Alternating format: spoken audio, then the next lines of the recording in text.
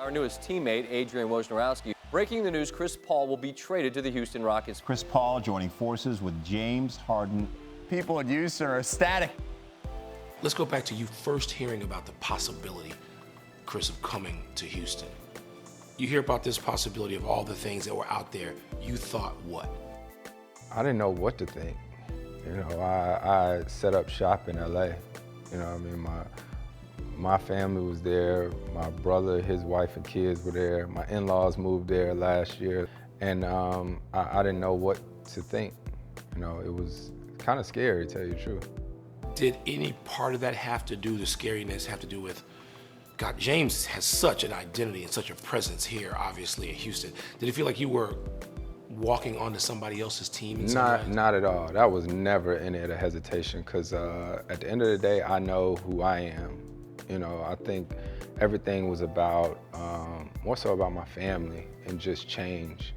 One thing I don't think a lot of people realize, the day that the trade went through, I actually had a photo shoot for Hook and Albert, one of my brand partners, and I couldn't get through it. Like, I couldn't get through the photo shoot. Like, I kept throwing up. Really? Yeah, like I don't know, it's the uncertainty of change. You just don't know what to expect. The three, and another make! James Harden is on fire! What an incredible game for James Harden! What is James like versus what you thought he was as a competitor, as an opponent? Like, we played on the USA team together, and then when you compete against each other, it's just a whole nother animal. You know, so to actually get a chance to know him, he's just a fun-loving guy, and he loves the hoop. That was one of the biggest things that I learned in the short amount of time when we first met each other, is how much he loves the hoop. When we were in LA this summer, yo, let's go to LA, let's go to UCLA and hoop today. Let's go work out. So you guys hit it off pretty instantly.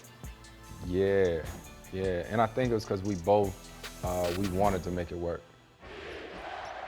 No home court, no problem. The Warriors taking it to Houston. A win they had to have at home, and a win they get, taking game 2. How difficult a task is it just playing and trying to beat the Warriors right now? They're the reigning champ, so if you're not trying to beat them, then who are you trying to beat? For us, it was about beating Minnesota in game 1 and winning that series. It was about beating Utah, you know what I mean? And I think no matter what's said on the outside, we do have that singular focus in our locker room about day in and day out. This entire process that obviously has gotten you guys to the conference finals, do you believe in windows of opportunity, or is that a phrase that does not resonate with you? Windows of opportunity, I'm not sure if that phrase resonates with me, but I do believe in, like, the moment, you know, because I'm not a big, well, next year we can do it, because I've been around enough to know it's just more than that. You know what I mean? Like, yeah, we got there, but is that what you playing for? Like, is that enough? For somebody, it may be enough, but for us, we got a special team. If this was like year 2, 3 or something like that, you might just be like, oh, whatever, but no, like, I know, you know, this thing that we have is special, so we gotta take advantage of it.